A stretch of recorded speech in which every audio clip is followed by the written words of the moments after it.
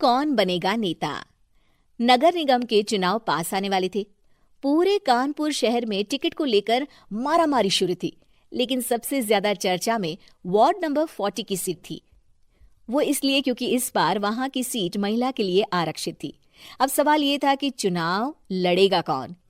इससे पहले ठाकुर साहब वहां से पार्षद थे और इस बार उन्होंने अपनी पत्नी सीमा ठाकुर को टिकट दिलवाई और ठाकुर साहब की शान के कारण सीमा जी ने 20,000 वोटों से चुनाव जीत लिया। अरे बधाई हो सीमा भाभी, अब तो आप वार्ड की पार्षद बन गई हैं। अब तो हमारे काम आप ही करवाएंगी। अरे ये तो सिर्फ नाम की पार्षद बनी है, वो तो महिला सीट आ गई, वरना पार्षद तो मुझे ही बनना था। अब भले ही चेहरा इसका होगा, लेकिन पावर तो मेरी ही होगी। अरे वाह भाई साहब, क्या दिमाग लगाया है आपने भी। आइए आप लोग, खाना लगा दिया है सबके लिए।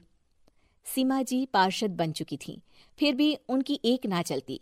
सारे काम ठाकुर साहब खुद ही संभाल लेते और जहां जरूरत पड़ती वहां सीमा जी का अंगूठा लगवा लेते। सीमा जी ज्यादा पढ़ी लिखी भी नहीं थी। एक दिन ठाकुर साहब और सीमा एक प्रोग्राम में जाते हैं। अरे ठाकुर साहब, आप आ गए। ओहो, पार्षद मैडम भी आ गई हैं। स्वागत है आप दोनों का। लगता है हमारे पार्षद फंड का सही इस्तेमाल हो रहा है। चलिए अब उद्घाटन करते हैं। ये लीजिए ठाकुर साहब कैची, आप ही सबसे पहले प्रवेश कीजिए। सब लोग आगे निकल जाते हैं और सीमा जी पार्षद होने के बावजूद भी पीछे खड़ी रह जाती हैं।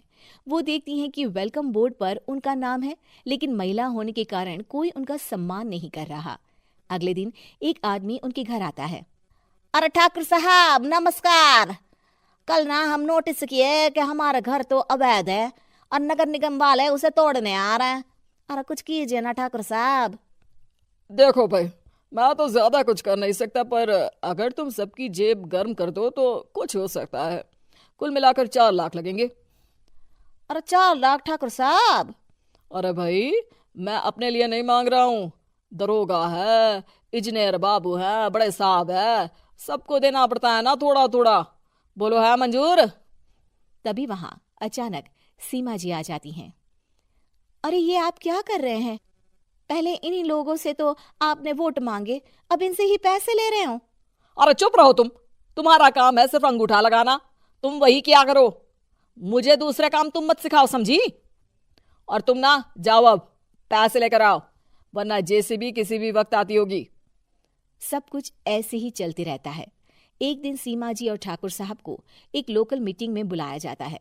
वहां पर कई और अधिकारी लोग भी मौजूद रहते हैं। अब मैं चाहूंगा कि ठाकुर साहब हमारे बीच 2 शब्द कहें। मेरे प्यारे भाइयों और बहनों, आज मेरा सौभाग्य है कि मैं आप सबकी सेवा दिन रात कर पा रहा हूं। आपने मेरी पत्नी को भारी मतों से जिताया है, इसलिए मैं आप सभी का शुक्रगुजार हूं। मैं आप सबसे वादा करता हूं कि हमेशा की तरह हमारे वार्ड में किसी को कोई तकलीफ नहीं आने दूंगा। सभी लोग तालियां बजाने लगते हैं। अब मैं माननीय पार्षद मैडम को स्टेज पे बुलाना चाहूंगा।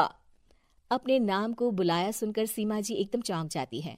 उन्हें बिल्कुल उम्मीद नहीं थी कि इतनी बड़ी जगह उन्हें मंच पर बुलाया जाएगा। जैसे तैसे वो मंच पर चढ़ती हैं।